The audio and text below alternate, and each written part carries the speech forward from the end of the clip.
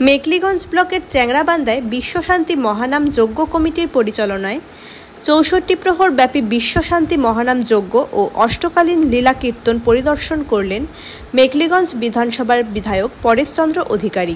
প্রতি বছরই এই কর্মসূচি সাড়ম্বরের সাথে চ্যাংড়াবান্ধায় পালিত হয়। স্বাভাবিকভাবেই এই বিশ্বশান্তি মহানাম যজ্ঞ ও অষ্টকালীন লীলা কীর্তনে চ্যাংড়াবান্ধাবাসীর আবেগ থাকে চোখে পড়ার মতো। এদিন মেকলিগঞ্জ বিধানসভার সকলের মঙ্গল কামনায় মণ্ডপে পুজো দিলেন বিধায়ক পরেশচন্দ্র অধিকারী। তার সাথে উপস্থিত ছিলেন চ্যাংড়াবান্ধা অঞ্চলের প্রধান ইলিয়াস রহমান, পঞ্চায়েত সদস্য অসীমা নন্দী, আলপনা সরকার।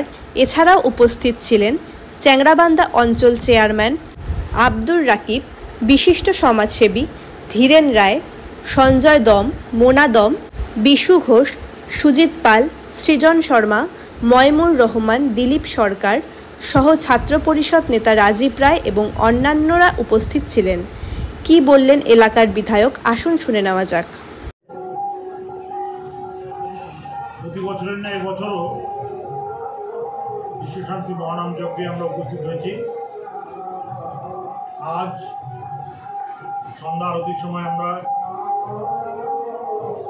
ঠাকুরকে প্রণাম করে এই অনুষ্ঠানে উপস্থিত হই এবং আমাদের সতীর্থরা তারা এসে উপস্থিত হন এবং সমস্ত মানুষরা প্রতি বছর যেভাবে আসে আজও সেইভাবে উপস্থিত হয়েছে।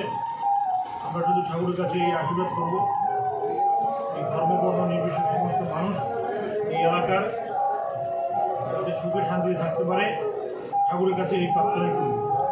কেমন লাগছে এখানে এসে? এখানে আমরা দেখছি মানুষ স্বতঃস্ফূর্তভাবে তারা উপস্থিত হয়েছেন এবং তারা যেভাবে ঠাকুরের প্রতি প্রত্যেকেরই অনুগত্য, তারা প্রত্যেকেই ঠাকুরের কাছে মানুষ করছে এই এলাকার মানুষ যাতে ভালো থাকে এই আশীর্বাদটাই সরকার। এলাকাবাসীকে কি বার্তা করলেন গ্রামবাসীর জন্য? আমরা এলাকার শান্তি চাই, এই এলাকার মানুষ সেটাই চাই। ধন্যবাদ।